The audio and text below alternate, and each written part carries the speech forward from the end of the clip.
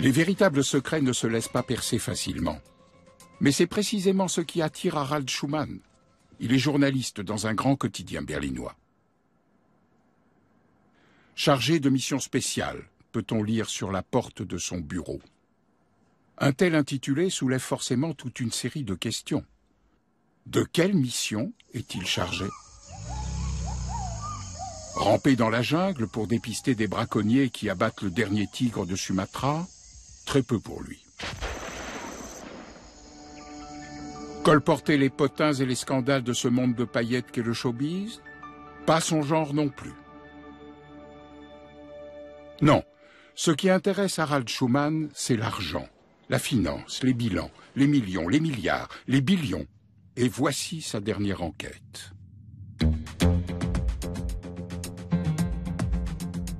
Dans la zone euro, les États doivent emprunter de l'argent aux autres États pour sauver les banques. Mais qui reçoit cet argent? Où va-t-il? La plupart des gens pensent que l'Allemagne et les autres pays riches d'Europe sauvent ces pauvres Espagnols, Grecs, Irlandais et Portugais.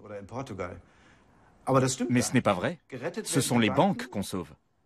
Et que font-elles de l'argent qu'elles reçoivent? Où va-t-il?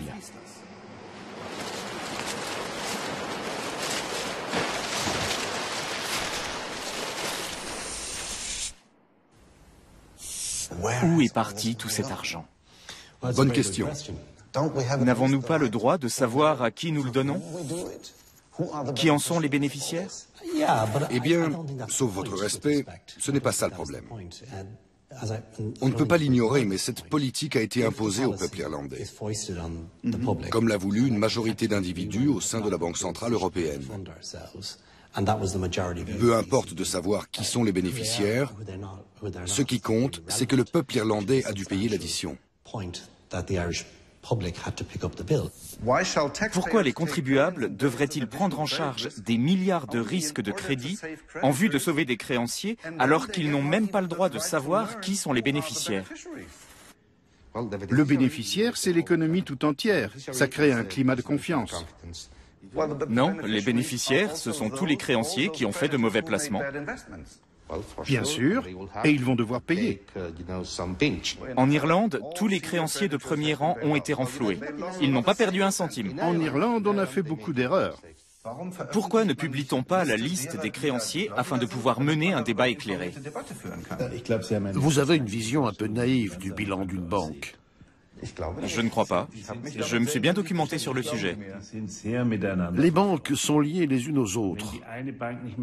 Si une banque A n'est plus solvable, on se demande aussitôt si la banque B l'est encore, parce qu'elle détient peut-être des actifs dans la banque A. Donc l'une contamine l'autre. Je ne vois aucun inconvénient à ce qu'on introduise plus de transparence. Mais compte tenu de la situation juridique, si je prends le cas de l'Allemagne, c'est le pays que je connais le mieux, c'est hors de portée de l'autorité de contrôle. En général, ça se passe comme ça. L'autorité de contrôle remet un dossier confidentiel au Parlement et, mystérieusement, il se retrouve dans la presse. Toutefois, l'autorité de contrôle, ou le gouvernement, n'a aucun moyen de rendre le système transparent, parce que ça tombe sous le coup du secret industriel et commercial. Et vous avez raison de penser qu'à partir du moment où on reçoit de l'aide de l'État, il faut que ça change, pour dire les choses simplement. Aujourd'hui, celui qui veut savoir malgré tout la vérité va de surprise en surprise.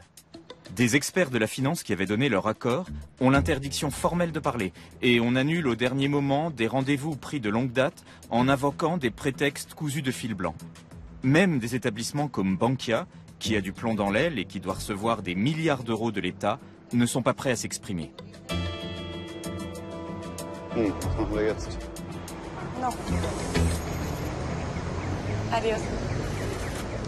Elle est en réunion jusqu'à 5 heures. On pourra l'appeler après. Alors je referai une tentative à 5 heures. C'est quand même incroyable cette attitude. On met la tête dans le sable en pensant que toutes ces questions stupides finiront par s'arrêter. C'est absurde. Des questions, il y en aura de plus en plus. Comment la démocratie peut-elle fonctionner sans les médias? Là, derrière, dans cette tour, on est en train d'engloutir 24 milliards d'euros d'impôts et on va sans doute en engloutir 25 milliards de plus si nos sources sont bonnes. Et on ne nous donne aucune information. C'est hallucinant. Le secret est bien gardé sur les bénéficiaires du programme de sauvetage des banques. Et depuis la crise financière de 2008, il n'y a eu que 2 exceptions. La première, c'était au Sénat américain. Après la faillite de Lehman Brothers, il fallait sauver la compagnie d'assurance internationale AIG. Un sénateur a dit aux représentants de la Banque centrale « Inutile de venir nous demander 1 centime si vous ne nous dites pas à qui cet argent est destiné ». En fait, il s'agissait de gros investisseurs et établissements financiers du monde entier. À commencer par la Deutsche Bank, qui a récupéré à elle seule 12,6 milliards, et Goldman Sachs, qui a touché plus de 10 milliards. Enfin, tous les gros poissons en ont profité. Et le plus fort, c'est qu'après coup, ils ont déclaré « on s'en est sorti sans l'argent de l'État ». Sans le sauvetage d'AIG, la Deutsche Bank aurait immédiatement fait faillite. Elle aurait perdu plus de la moitié de ses fonds propres et aurait dû mettre la clé sous la porte du jour au lendemain. Donc pour elle, la Deutsche Bank, c'était vraiment une question de vie ou de mort. Et la deuxième exception, c'était lors du sauvetage de la banque allemande Hypo Real Estate. À la chancellerie fédérale, quelqu'un a posé cette question. Que se passerait-il si on ne sauvait pas Hypo Real? Qui en ferait les frais? J'ai établi une liste avec l'aide de plusieurs personnes et en recoupant différentes sources. Il apparaît que les principaux bénéficiaires sont Unicredit, la Deutsche Post, la DZ Bank, la Deutsche Bank, la Commerzbank, la Deutsche Apotheker und Ärzte Bank, là encore la Deutsche Bank de Londres, la Barclays de Londres et un tas de compagnies d'assurance. On aurait dû demander à tous ces établissements de supporter une partie des pertes. Après tout, ils avaient placé leur argent dans une banque mal gérée, donc ils avaient commis une faute.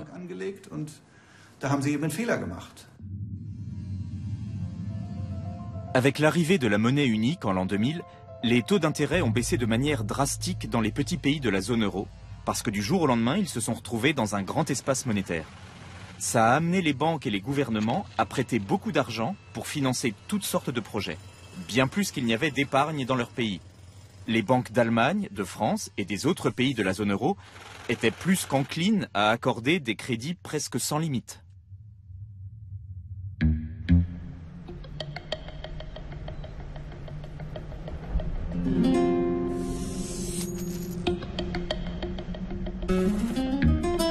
C'est ainsi qu'en 3 ans, et jusqu'à début 2008, les emprunteurs espagnols ont contracté 322 milliards d'euros de dettes auprès des banques allemandes et françaises. Le plus gros a été placé dans l'immobilier, simplement parce que les investisseurs étaient convaincus que les prix monteraient sans cesse. Résultat, on a construit bien plus qu'il ne fallait. Et pour finir, des milliers d'emprunteurs n'ont plus été en mesure de payer. C'est pour cela que les banques espagnoles et irlandaises sont au bord de la faillite et qu'elles ne peuvent plus honorer leurs propres dettes.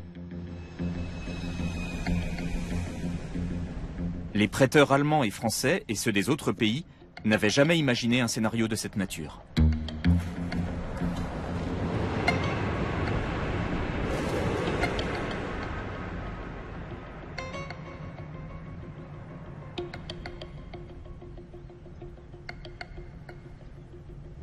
En tant que président de la Caja Granada, je me suis rendu en Allemagne en 2001 et 2002 pour trouver des financements.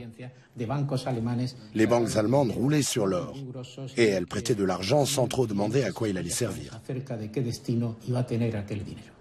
Était-ce difficile de trouver de l'argent? C'était facile, très facile. On ne l'a pas forcé, sous la menace des armes, à prendre cet argent. Certes. C'est lui qui est venu le premier. Vous comprenez? Parfois, ces discussions m'agacent un peu. Tout le monde fait des erreurs. En Allemagne aussi, nous en avons fait, et nous avons nos problèmes. Mais ce que je ne supporte vraiment pas, c'est qu'on dise sans cesse que c'est la faute des autres. Il appartient à chacun de résoudre ses propres problèmes. Chacun doit balayer devant sa porte, et tout rentrera dans l'ordre.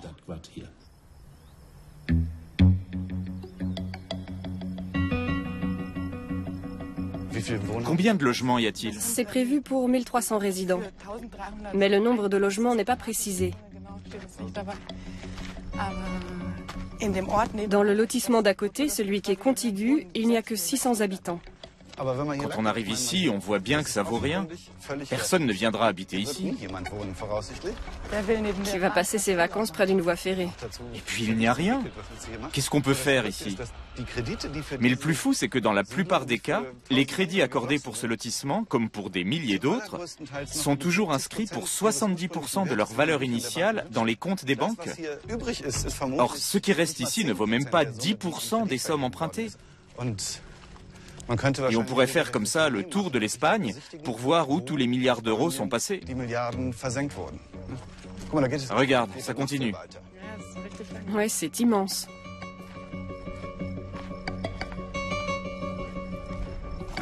Tout le monde espère que par un miracle quelconque, la machine se remette en marche et que ces actifs pourris, comme on dit, à savoir les investissements réalisés avec des prêts qui appartiennent maintenant tous aux banques, reprennent de la valeur. Ils ne comprennent pas que le surendettement est tel qu'on ne pourra pas relancer la demande tant que la plupart des entreprises et des ménages devront se serrer la ceinture dans ce pays. Le but est qu'il y ait plus de recettes que de dépenses, ce qu'on appelle la rigueur. Mais c'est naïf de croire qu'il suffit de rétablir la confiance pour que tout reparte comme avant. L'activité ne pourra redémarrer que si les dettes sont annulées. En clair, il faudra tôt ou tard effacer la dette. Le problème, c'est que dans le cadre du sauvetage de l'euro, une part croissante des risques privés, d'investisseurs privés, est prise en charge par les États. C'est le fondement même du plan de sauvetage de l'euro. Jusqu'au jour où les États eux-mêmes ne pourront plus rembourser leurs dettes aux pays les plus riches. On aura alors exactement le scénario que Mme Merkel nous promet d'éviter à tout prix. Avec l'argent de leurs impôts, les Allemands devront supporter les risques que des investisseurs privés ont pris dans d'autres pays. Or, ces investisseurs viennent en majeure partie d'Allemagne. Mais ça, on se garde bien de nous le dire. Nulle part, le marché immobilier alimenté par le crédit n'a connu une chute aussi brutale qu'en Irlande. Jusqu'en 2008, les prêts bon marché en provenance de l'Allemagne, de la France et de la Grande-Bretagne ont entretenu le plus grand boom immobilier au monde. Tous ces immeubles clinquants et vides ont conduit les 6 grandes banques irlandaises au bord du gouffre. À commencer par l'Anglo-Irish Bank. À elle seule, quand elle a mis la clé sous la porte, elle a laissé 30 milliards d'euros de dettes au petit État irlandais. Il ne reste plus que le chantier désaffecté du nouveau siège du groupe.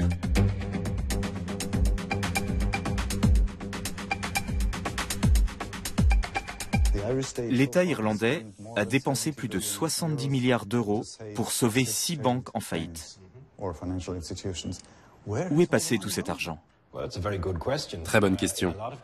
En général, cet argent a servi à rembourser les créanciers, ceux qui avaient apporté de l'argent aux banques sous forme d'obligations et qu'on appelle des porteurs de titres. Qui sont ces créanciers, ces spéculateurs? C'est le problème, on ne sait pas. Les paiements sont effectués par une chambre de compensation qui garantit l'anonymat des créanciers. Donc on ne sait pas. Mais n'est-il pas scandaleux de dépenser de l'argent public irlandais pour des investisseurs étrangers sans que personne sache qui ils sont? Scandaleux est un mot encore trop faible. C'est se moquer de la démocratie. Absolument. Mais on touche là au cœur de la crise de l'euro. Les habitants de la zone euro ne comprennent pas ce qui se passe. La plupart des Allemands et des Français n'ont pas conscience que ce sont eux qui sont renfloués. L'argent n'a fait qu'un aller-retour en Irlande. Des spéculateurs sans scrupules ont prêté de l'argent aux banques irlandaises qui, du coup, ont été prises d'une véritable frénésie d'achat sur le marché immobilier. Et maintenant, ce sont les contribuables qui paient. Quel impact a eu ce plan de sauvetage de 70 milliards sur les Irlandais? Leur niveau de vie a baissé en moyenne de 25%. 25% en 5 ans? En 5 ans. Pour les plus faibles, ceux qui vivent des aides de l'État ou qui sont au chômage, les conséquences sont catastrophiques.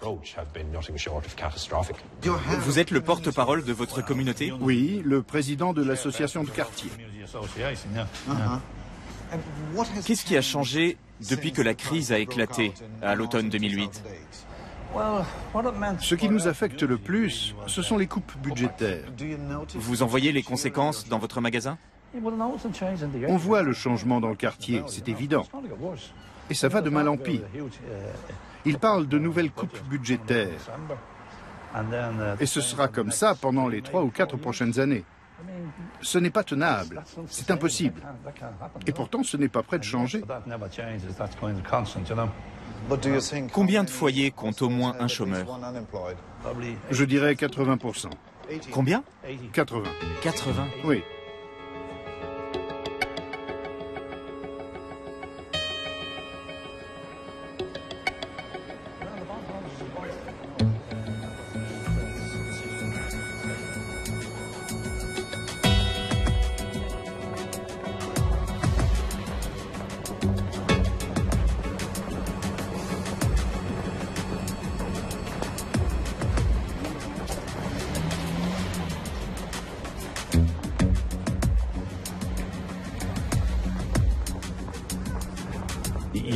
Les Irlandais ont clairement opté pour une politique de faible imposition et de contrôle restreint. Ils ont décidé de surveiller moins rigoureusement leurs établissements financiers que les Allemands, par exemple. Donc, toutes les banques qui voulaient gagner de l'argent, y compris les banques allemandes, sont allées en Irlande. On y payait moins d'impôts et bénéficiait de contrôles plus souples. Avec la mondialisation, c'est possible. Les Irlandais ont attiré les investisseurs par une taxation et des contrôles plus faibles. Dans un premier temps, ça a été très bénéfique pour la population irlandaise. Mais quand le système bancaire d'un pays s'effondre, soit l'État est insolvable et il a de gros soucis car sa population s'appauvrit, soit il doit sauver tant bien que mal ses banques. Et pour l'Irlande, ça a été très dur. Si on ramène le montant de la dette irlandaise à l'échelle de l'économie allemande, ça fait 1000 milliards, 1 billion, c'est fou. Oui, mais l'Irlande est responsable de ses problèmes. Pas le Luxembourg, ni la France ou l'Allemagne, mais l'Irlande. Et elle en a profité un certain temps. C'est le peuple qui fait les frais d'une mauvaise politique, même s'il en a profité un temps. Les Irlandais le savent. Les Irlandais savent surtout qu'ils ont été obligés de payer tous les créanciers étrangers de leurs banques en faillite et de les dégager de toute responsabilité. Et sur ce point, la Banque centrale européenne a joué un rôle crucial, comme le montre ce rapport d'expertise commandé par le Parlement européen et dont l'auteur est un professeur d'économie mondialement célèbre, Karl Wieland. J'ai été chargé par le Parlement européen d'examiner le rôle de la Banque centrale européenne, la BCE, dans divers programmes d'aide. Et j'ai choisi de me concentrer sur l'Irlande. Vous écrivez, je cite, « Quant à l'action de la BCE en Irlande, notamment en ce qui concerne les dettes de premier rang des banques, on peut se demander si l'institution n'a pas dépassé les limites de son mandat. » Comment la BCE a-t-elle réagi? Je ne sais pas. Vous n'avez jamais eu de réponse? Jamais. Je ne dois pas être dans son carnet d'adresses pour les cartes de vœux. Quoi qu'il en soit, la BCE voulait que tous les porteurs de titres soient remboursés et elle s'est imposée. Pourquoi voulait-elle cela? Demandez-lui directement. Je pense que la BCE a agi dans le cadre de son mandat. Il s'agissait avant tout d'assurer la stabilité des prix et de contribuer à la stabilité des marchés financiers. C'étaient les deux missions qui faisaient partie du mandat. Et je pense qu'on s'y est tenu, dans une situation qui était relativement nouvelle et qui comportait clairement des risques de contagion. La priorité était donc d'éviter ce danger. Vous avez écrit que l'Irlande a été forcée sous la menace d'un revolver de payer les créanciers. Qui tenait le revolver? C'est la Banque centrale européenne qui tenait le revolver.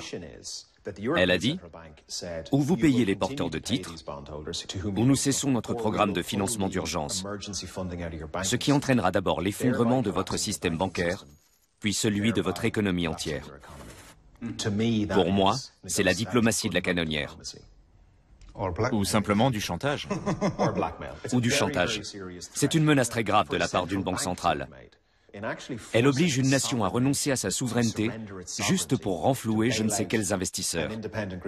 La BCE agit illégalement. Bien entendu, c'est une décision qui a été imposée au peuple irlandais. Imposée? Oui. La BCE a décrété qu'il fallait rembourser les créanciers de premier rang.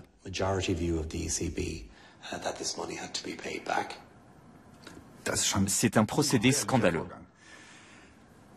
Un économiste renommé, un député du Parlement irlandais diplômé d'économie à Harvard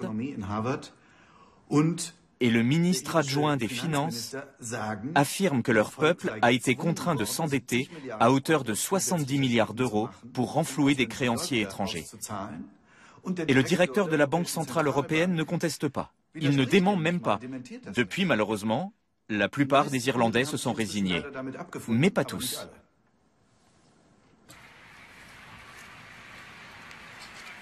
Jusqu'ici, aucun pays en crise n'avait réussi à faire entendre à Francfort son désaccord envers la politique de la BCE. Ce groupe d'Irlandais est une exception.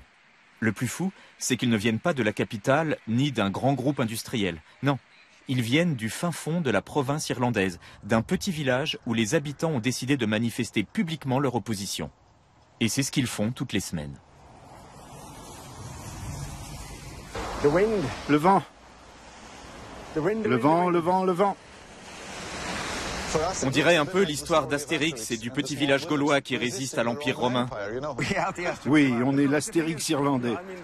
En fait, même ici, dans notre paroisse, beaucoup de gens me disent « Tu perds la tête, tu ne pourras jamais affronter la BCE ». Je sais que c'est un grand rêve. Mais tant qu'à rêver, autant rêver en grand. Les petits rêves, ça ne sert à rien. Et puis ils font ça non seulement en Irlande, mais dans toute l'Europe. Ils s'imposent dans l'Europe entière. Ils utilisent ce mot, socialiser la dette. Et les mots sont très importants. Il n'y a pourtant pas plus antisocial que ce qu'ils font.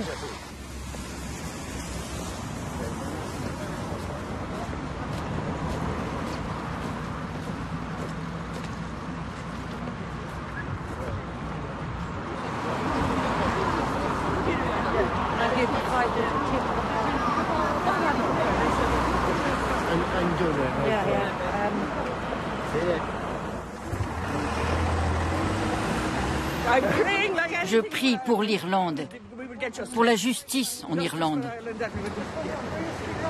Vous étiez à Francfort? Oui. Et vous avez parlé aux Allemands? Oui. Et ils ont été très gentils avec nous. Ils nous ont même apporté à manger. On avait des pancartes qui expliquaient en allemand la situation de l'Irlande. Ont-ils compris votre message? Je suis sûr que oui. La plupart des Allemands pensent qu'ils vous ont sauvé. On dit aux Allemands qu'ils sauvent les autres par solidarité européenne et qu'ils ont sauvé l'Irlande. Non, l'Irlande a sauvé l'Europe. Mettez-vous bien ça dans le crâne. L'Irlande a pris en charge les garanties, ce qui a évité une réaction en chaîne. L'Irlande a sauvé l'Europe et on devrait être récompensé pour ça. Vu de l'étranger, l'Irlande a l'air de bien s'en sortir parce qu'elle réduit ses dépenses. Mais les gens souffrent. C'est vrai, ils souffrent terriblement. Aidez-nous, s'il vous plaît. Donnez-nous la pièce. Tenter de lancer un mouvement à partir d'un groupe aussi petit, ça demande d'avoir la foi et du courage. C'est bien, et on voit que les gens ont compris. Ce ne sont pas nous, Allemands, qui les avons sauvés, mais eux. C'est la petite Irlande qui a sauvé le système bancaire en Europe. Du coup, maintenant, elle a des dettes qui lui rendent la vie impossible. Et si l'Irlande ne peut pas rembourser, c'est aux contribuables allemands de le faire. Voilà la réalité. Et ici, les gens l'ont parfaitement compris. C'est pour cela qu'ils ne supportent pas d'entendre une autre version des faits dans les médias, et notamment dans les médias européens.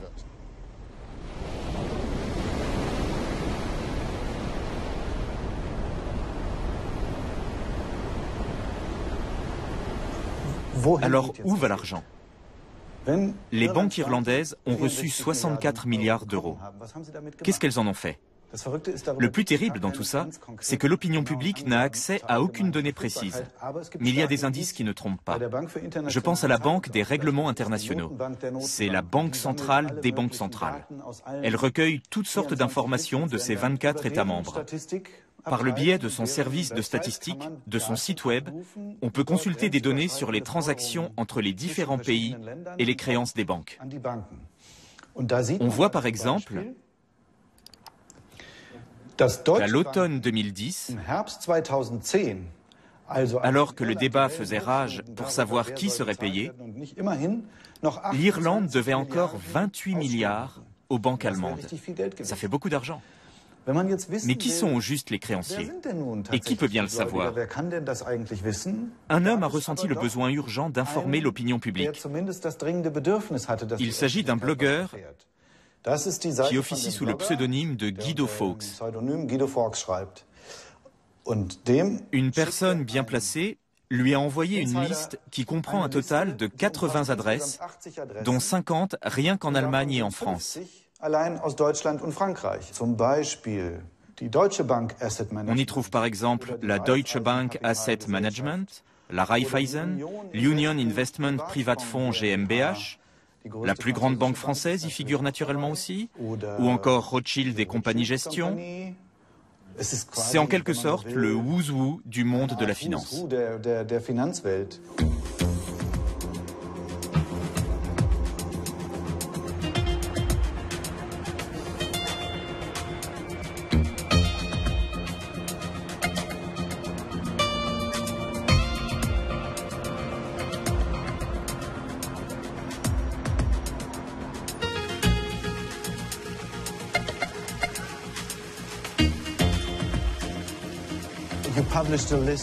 Vous avez publié la liste des créanciers de l'Anglo-Irish Bank.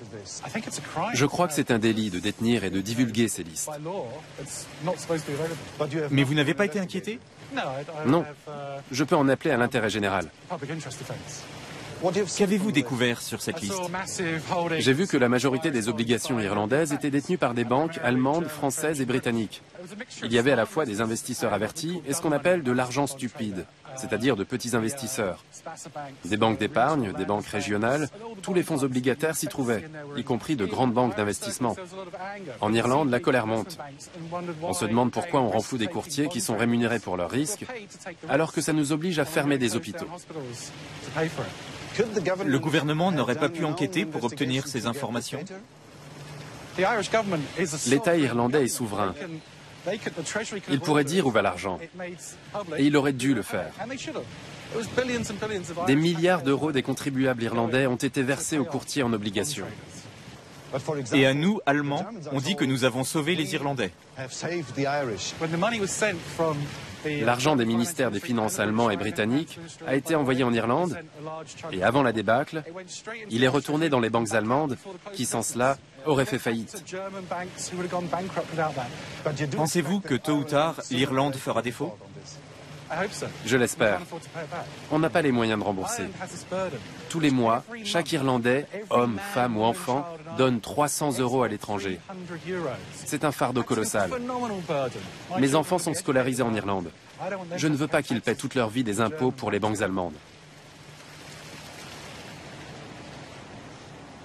Est-ce qu'un jour, l'Irlande sera insolvable? Oui. Dans l'histoire, aucun pays n'a jamais payé une telle somme sans avoir sa propre politique monétaire. Que va-t-il se passer concrètement?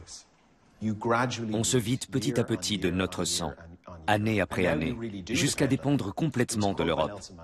Il y a une citation de Nelson Mandela. La plus grande tragédie de l'humanité est de devoir endurer autant de souffrances avant de parvenir à un compromis dont tout le monde savait qu'il était inévitable. Je veux empêcher par tous les moyens que l'Irlande se vide de son sang pendant 10 ou 15 ans et qu'elle revienne 30 ans en arrière jusqu'à ce que quelqu'un dise enfin « on efface la dette ». Mais dernièrement, même le ministre adjoint des Finances irlandais, avec qui nous nous sommes entretenus, a déclaré que le fardeau de la dette était tel qu'il surpassait les forces de l'Irlande. Ne faut-il pas prendre cet avertissement au sérieux et annuler une partie de la dette pour que l'Irlande puisse prendre un nouveau départ? L'Irlande bénéficie d'un programme d'aide et c'est l'élève modèle qui montre que notre politique européenne en faveur de la stabilisation de l'euro fonctionne. L'Irlande est déjà en passe de retrouver la confiance des marchés financiers. Je ne sais pas qui est ce ministre adjoint aux finances ni ce qu'il a voulu dire. J'imagine qu'il était sincère dans ses déclarations. Mais de mon point de vue, l'Irlande est sur la bonne voie. Elle remporte de grands succès, elle mérite notre confiance, mais elle ne devrait pas la détruire elle-même, cette confiance. En fait, il représente une position très dure. Les Irlandais et les Espagnols sont eux-mêmes responsables. Et si nous mettons à contribution les créanciers, le système s'écroule. Donc nous ne pouvons pas les faire participer. Que chacun balaie devant sa porte et qu'on arrête de nous culpabiliser. En vérité, c'est lui qui est culpabilisant, parce qu'il rejette la faute sur les pays. Il ne voit pas sa part de responsabilité dans les investissements faits par l'Allemagne.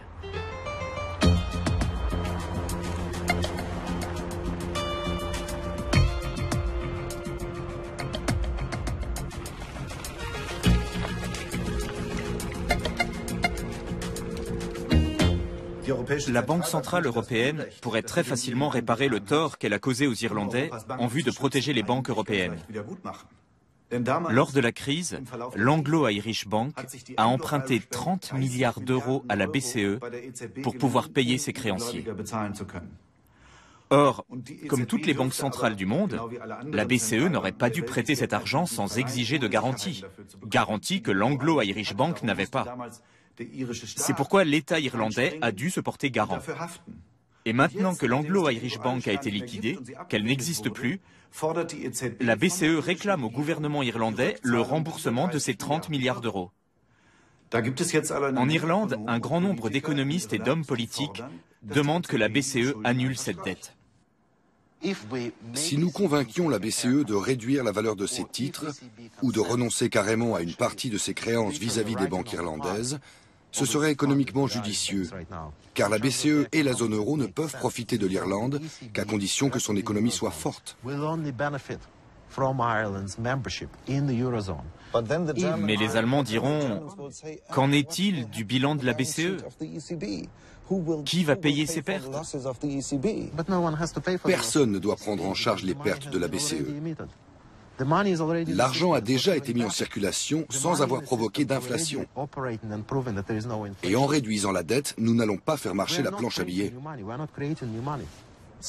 Vous êtes en train de dire qu'on peut annuler la dette sans que personne ne subisse de pertes?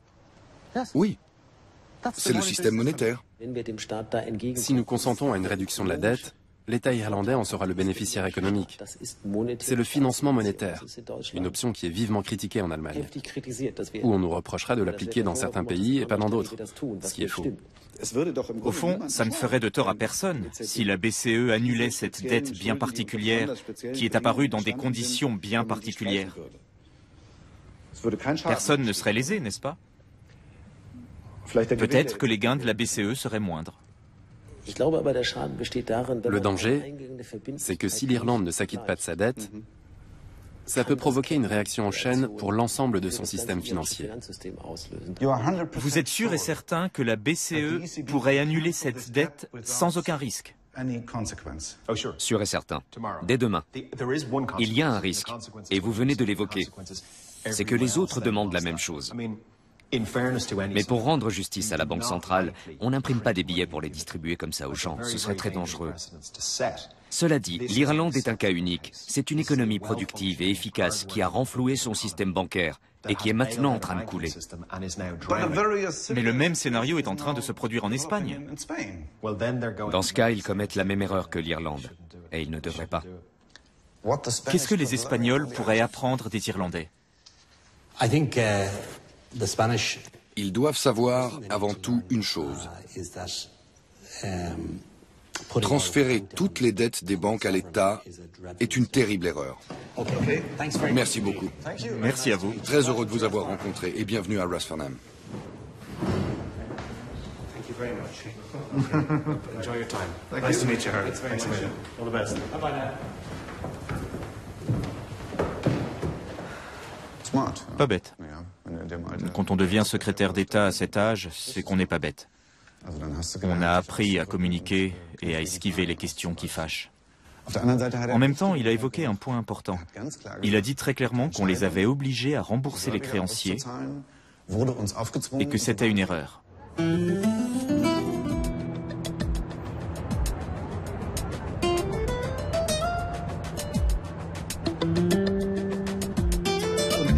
Et il est prêt à nous parler du rôle des banques allemandes et françaises dans le boom espagnol? Tout à fait. En fin d'après-midi, on va rencontrer aussi Rayo, un expert économique.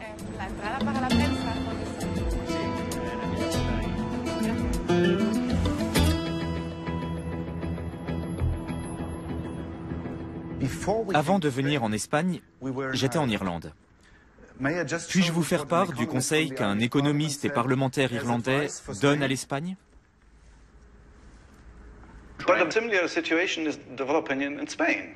With one very important difference. The Spanish people will not have capitalized their banks. That's what they are going to do now. Well, then they're going to make the same mistake that Ireland made, and they shouldn't do it. They shouldn't do it.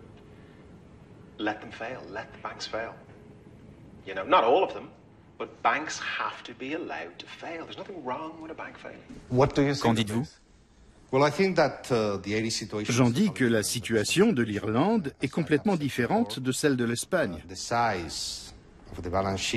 Le total du bilan des banques irlandaises par rapport au produit national brut est 3 fois supérieur à celui des banques espagnoles.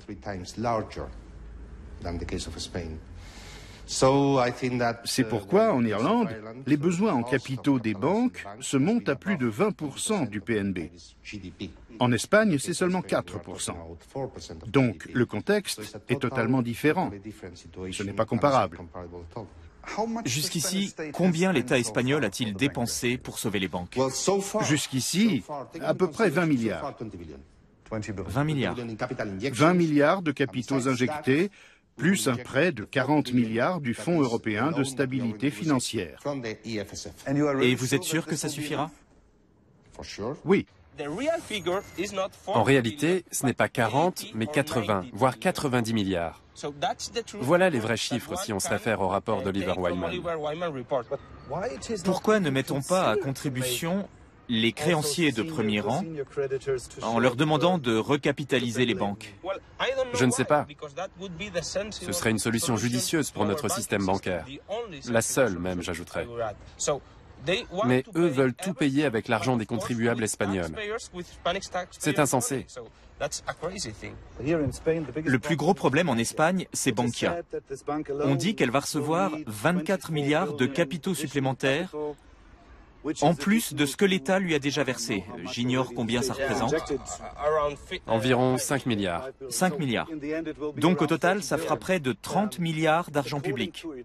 D'après son rapport des comptes, Bankia a 27 milliards d'euros de dette sans garantie. Qui détient cette dette? On ne le sait pas exactement. Les autorités en font tout un mystère. Elles ne veulent pas nous dire qui détient cette dette. J'ignore pourquoi. Qui sont ces individus dont je prends en charge les risques en tant que contribuable? Ne devrait-on pas avoir la liste des créanciers de Bankia, par exemple? Disons que ce n'est pas une information essentielle. Les contribuables espagnols devraient au moins avoir le droit de savoir qui ils renflouent. Nous le savons. Mais pas l'opinion publique. Si, elle le sait plus ou moins. Elle ne dispose pas des noms exacts, mais l'endettement des banques à l'étranger est connu. Il y a des informations publiques sur les créanciers de premier rang de chaque pays. Le problème en Espagne, c'est que la majeure partie de ces crédits a été octroyée par des investisseurs étrangers.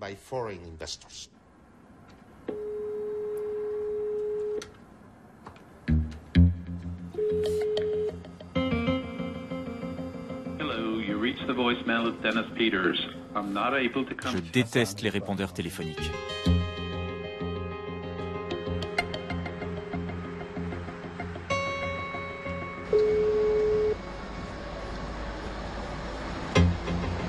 Hallo?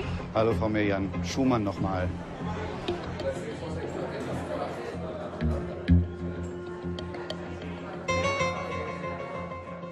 Where does all this money go?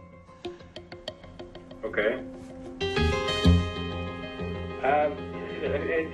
It's again difficult for us to comment on the record about the instance of Bankia. No, of course not. Thank you very much. You're welcome, Harold. Have a good afternoon. Also das ist doch, Entschuldigung, aber das ist ganz klassische Hinhaltetaktik und ich kann es nicht anders interpretieren.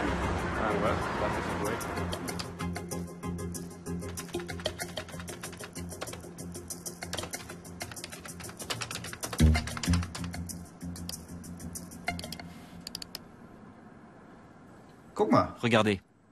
6 juin, quelques informations sur les prêts bancaires espagnols. Ici, c'est un des nombreux prêts en cours, avec les noms des personnes concernées. C'est l'information qu'on cherchait. Mais je ne peux rien dire. Il y a parfois des gens sympathiques qui vous aident. C'est comme ça que j'ai pu accéder à ces données.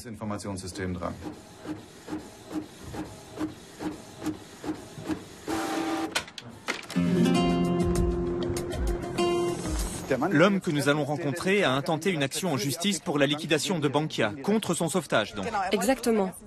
Il veut que cette banque fasse faillite et qu'elle ne reçoive pas d'argent de l'État. Il travaille pour les activistes du mouvement M15, qui ont commencé à occuper les places publiques en mai dernier.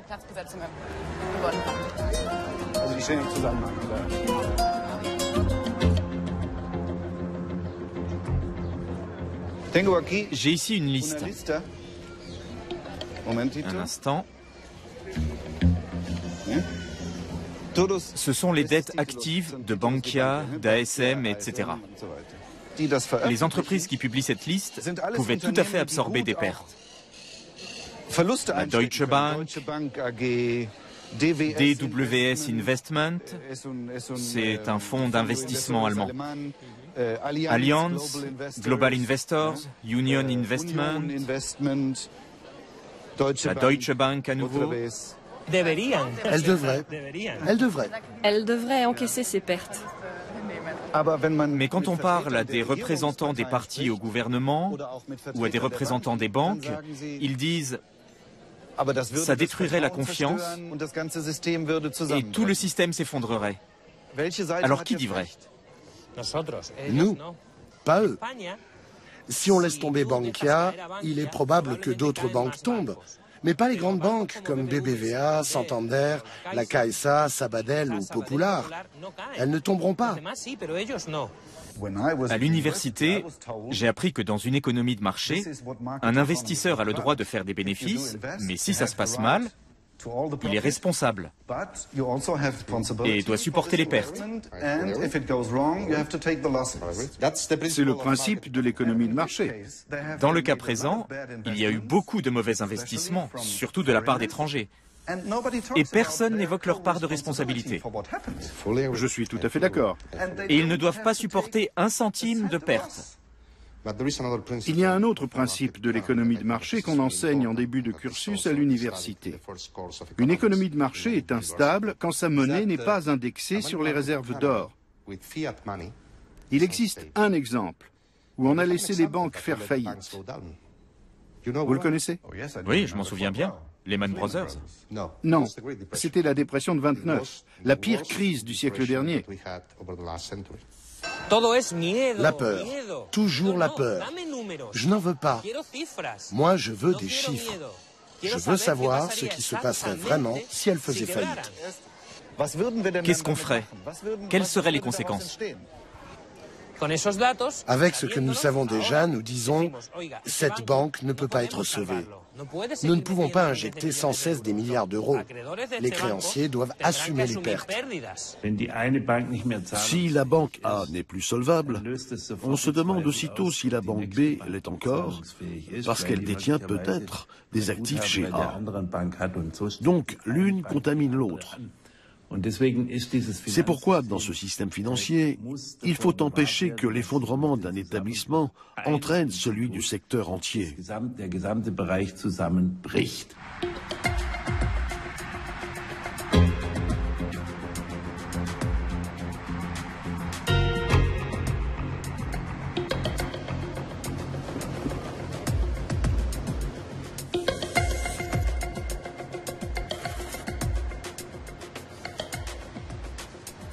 Pour le non-initié, il est difficile de comprendre comment on décide que telle banque est d'importance systémique, à savoir que sa faillite aurait un effet désastreux sur l'économie. Par exemple, pourquoi Bankia est-elle d'importance systémique? C'est simple, Bankia est la troisième banque d'Espagne. La quatrième? La troisième. La troisième? Oui. C'était la troisième banque. C'est peut-être maintenant la quatrième, mais c'était la troisième. Que se passerait-il si on la laissait faire faillite? Non, on ne peut pas se le permettre. Et pourquoi ne demande-t-on pas aux créanciers de la recapitaliser? Vous anticipez ce que nous négocions actuellement. Avec les autorités espagnoles, la Commission européenne et la Banque centrale européenne, nous négocions un plan de restructuration. Donc, vous ne pouvez pas anticiper le résultat. Admettons que mes chiffres soient justes. Ce n'est pas avec vous que je négocie, mais avec l'État espagnol. Lors de notre action en justice, il a été établi que dans les étages supérieurs de la banque, des chiffres avaient été falsifiés. Et maintenant, on découvre que dans les étages inférieurs, il s'est produit la même chose. On a créé une culture d'entreprise dans laquelle les employés étaient récompensés par des primes pour qu'en haut, on ne sache pas ce qui allait mal dans les filiales. C'est un délit. Le juge a dit qu'il y avait une autorité publique qui contrôlait la banque. Et nous disons que cette autorité de contrôle a collaboré. Faire garder le poulailler par le renard, ça ne sert à rien. Ils sont tous en tort, les responsables de Bankia comme les contrôleurs publics. Si on avait laissé les banques d'épargne faire faillite, tout le monde aurait su que les hommes politiques avaient fait de l'argent. Parce qu'une bonne partie des dettes qui ne peuvent pas être remboursées, c'est de l'argent qui est allé aux partis politiques, aux municipalités, aux communautés autonomes du Sud, à des entreprises qui sont de mèche avec le gouvernement. Ces révélations auraient signé l'arrêt de mort de la classe politique. Autrement dit, si les autres pays de la zone euro prêtent 100 milliards d'euros à l'Espagne pour qu'elle puisse assainir son système bancaire, ils commettent une énorme erreur. Parce qu'ils injectent de l'argent dans un système complètement corrompu et qu'ils ne le récupéreront jamais. Et au final, ce sont les contribuables allemands, français, néerlandais et finlandais qui devront payer les pots cassés. C'est ça? Exact. C'est ce qui va se passer. Quel conseil donnez-vous aux citoyens allemands? Qu'est-ce qu'ils doivent faire? Qu'est-ce qu'ils doivent demander? Les chiffres. Tout simplement. Il faut connaître les chiffres et appliquer les lois.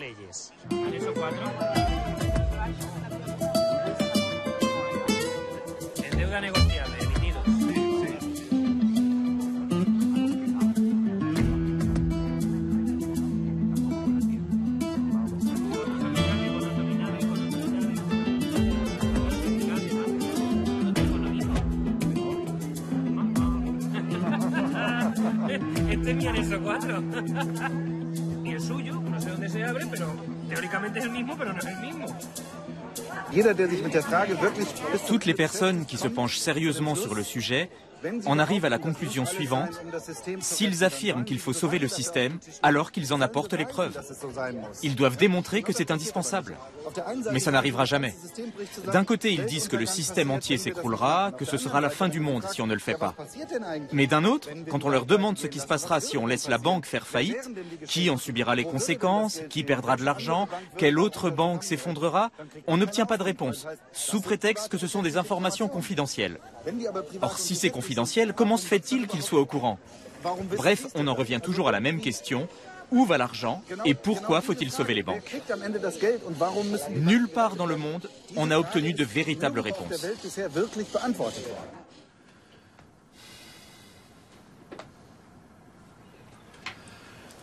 On voit par là l'importance de cette simple question: qui empoche l'argent? Parce que dissimuler les véritables intérêts en jeu ne protège pas seulement les riches bénéficiaires. Il y a une chose bien pire encore.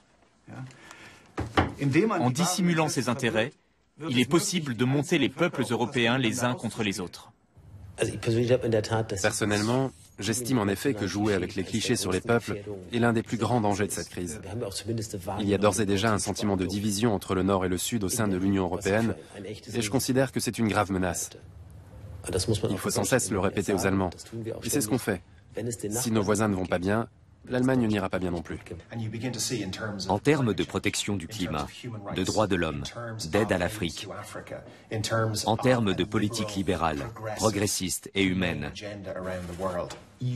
l'Union européenne est le grand modèle dans le monde. C'est une formidable institution dont nous devons être fiers et que nous devons à tout prix renforcer. Or, elle s'affaiblit. Nous ne faisons que monter les nations les unes contre les autres. Nous devons nous battre pour l'Europe. Nous devons la défendre. Pour cela, les habitants de tous les pays doivent connaître la vérité que les hommes politiques leur cachent. La vérité, c'est que nous avons tous intérêt à résoudre ces problèmes. Dans ce cas, ne pensez-vous pas que la Commission devrait expliquer davantage aux citoyens européens que nous sommes tous dans le même bateau? C'est ce que nous expliquons tous les jours. Et nous ne voulons pas être les seuls à le faire. Nous ne voulons pas expliquer tout cela à Bruxelles, Berlin ou Madrid et entendre des voix s'élever dans les camps nationalistes et dire « Non, il n'y a que mon intérêt qui compte, les autres ne m'intéressent pas ». Mais la réalité est encore pire. Les dirigeants allemands dissimulent même leurs propres intérêts économiques. On ne peut pas être les seuls à dire la vérité. C'est un scoop, ça, non?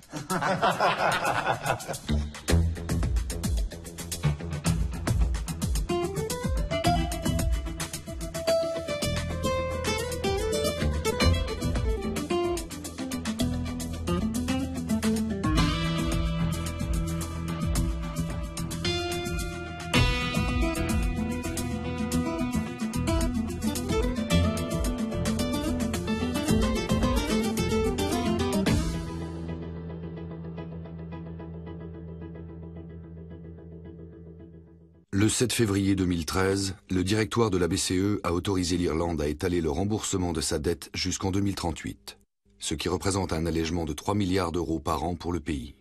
Les habitants de Ballyhay veulent poursuivre leur mouvement de protestation. Mardi prochain.